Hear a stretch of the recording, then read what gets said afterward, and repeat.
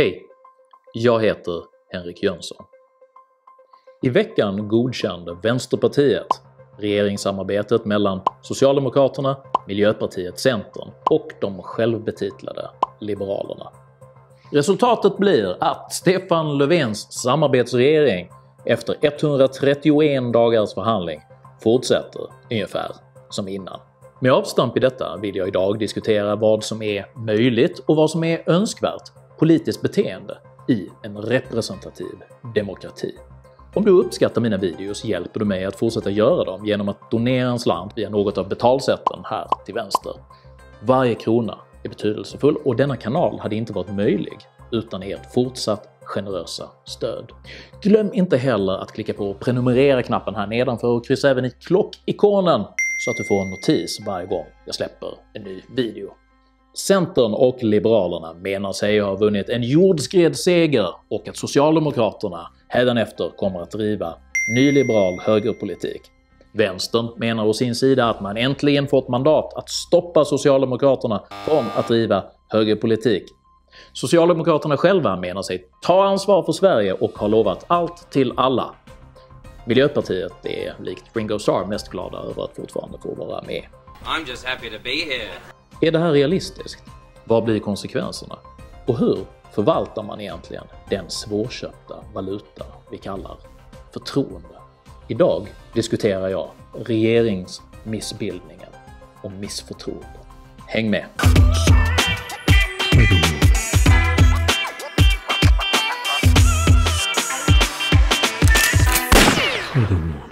Sverige har vad som kallas en representativ demokrati. Detta innebär att folket styr genom val av partier och företrädare med beslutsrätt. Riksdagens 349 ledamöter representerar proportionellt de olika åsikter som folket har röstat på och man måste samverka för att i sin tur rösta fram beslut som i bästa möjliga mån reflekterar folkviljan. Syftet med detta är att de politiska beslut som fattas ska ha god folklig förankring och legitimitet, vilket i sin tur borgar för stabilitet och bredast möjliga acceptans för hur samhället utvecklas. Riksdagen består i det här fallet av 8 pusselbitar med ett antal mandat var som måste fogas samman på ett sätt som tolereras av en majoritet av riksdagens ledamöter. Ingen oöverstiglig uppgift kan tyckas, men problemet är att riksdagens tredje största pusselbit är Sverigedemokraterna. Sverigedemokraterna kan sägas vara sitt eget lilla miniblock och de övriga partiernas antipati gentemot dessa kan graderas från panisk fobi till vi talar inte med dem. På grund av detta har pusselläggandet blivit mycket svårt och partierna undvek därför under hela valrörelsen att berätta för väljarna vilka regeringskonstellationer man på allvar kunde tänka sig medverka till.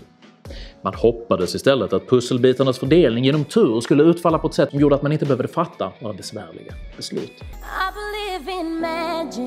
Man fick fel. Blocken landade nästan exakt jämnt med 144 mandat för S, MP och V och 143 mandat för M, KD, C och L. SD fick 62 mandat och röran kunde börja. Centerpartiets Annie Lööf och Liberalernas Jan Björklund framhärdade under valrörelsen idogt i att en röst på deras partier var en röst på alliansen, en röst mot SD och vänsterinflytande och en röst för att avsätta Stefan Löfven. Som de flesta väljare insåg var detta sannolikt omöjligt. Och många försökte ihärdigt få reda på vad partierna egentligen tänkte göra efter valet.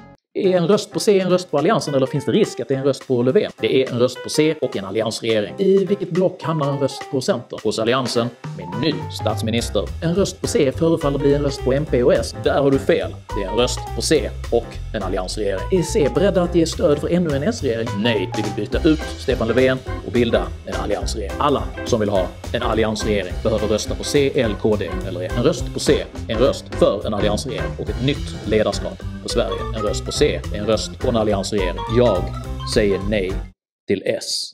Och vi kommer att släppa fram Socialdemokraterna. Det är att tillgripa grammatiska fikonlöv, att slå ifrån sig dessa utfästelser på semantisk grund. Man vill i retrospekt hävda nyansskillnader mellan begrepp som samarbete, beroende, aktivt och passivt stöd samt att man hållit vad man lovat och inte gjort sig till ett stödhjul för Löfven utan till en liberal motor. Kommer du att äta upp din högersko nu? På detta sätt kan man även argumentera att Lööf varken har gjort sig till stödhjul eller motor då hon de facto förblivit i mänsklig form. Detta är som bäst usel kommunikation och som värst att uppsåtligen luras utan att rent tekniskt ljuga. Ingetdera respekterar valmanskåren. Centerpartiet och Liberalerna hamnade efter valet som följd i en obekväm men självförvållad situation där man tvingades välja mellan två oönskade alternativ. 1.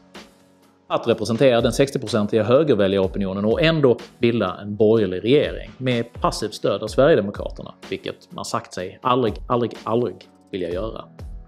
Eller 2.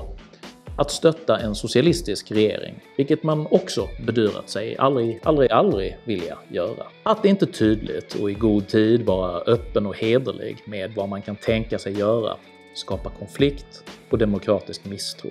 Mittenpartiernas försök att hålla alla dörrar öppna har nu istället fått en betydande del av väljarunderlaget att betrakta dem som hycklande lögnare.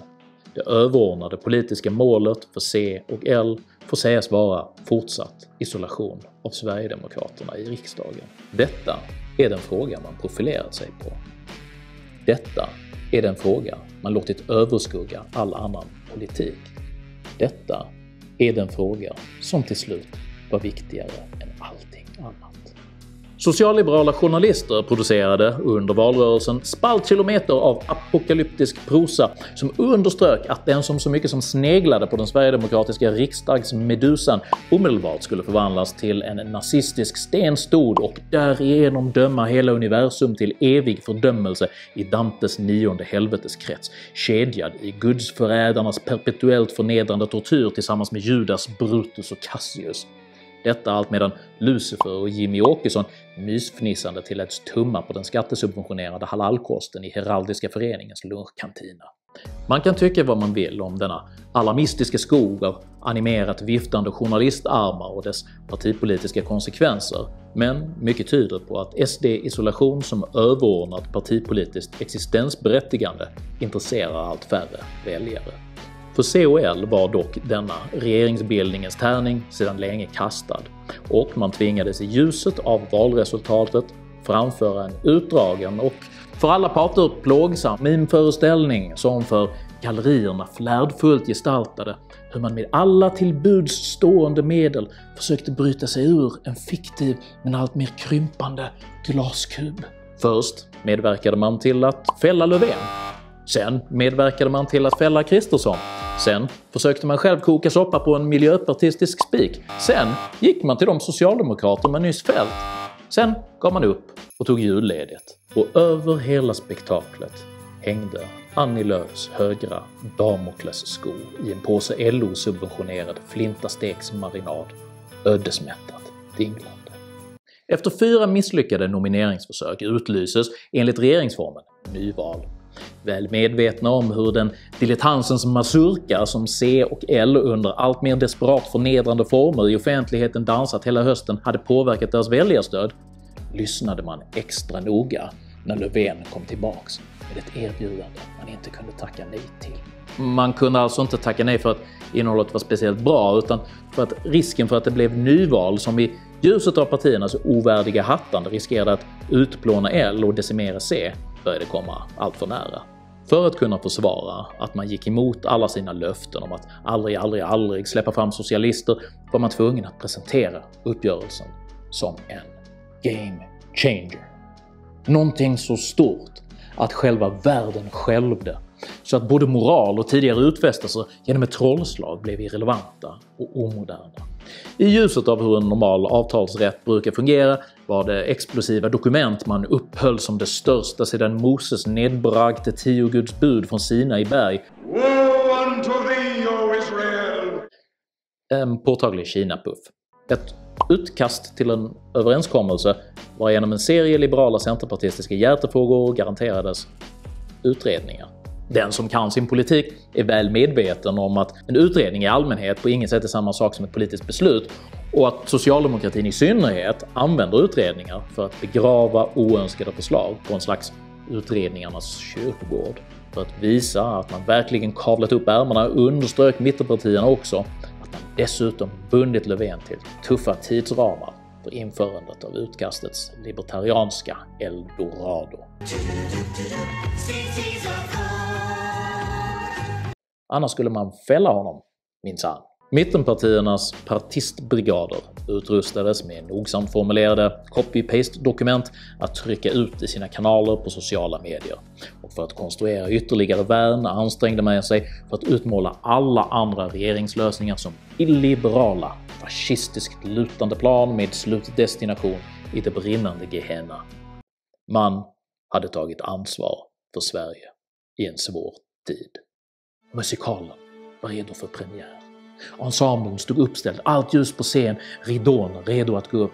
Får jag be om största möjliga tyst. I detta skede knackar det besvärande nog på dörren och Vänsterpartiet påminner om att man inte ämnar godkänna denna nyliberala regering utan det inflytande Centerpartiet vägrat dem.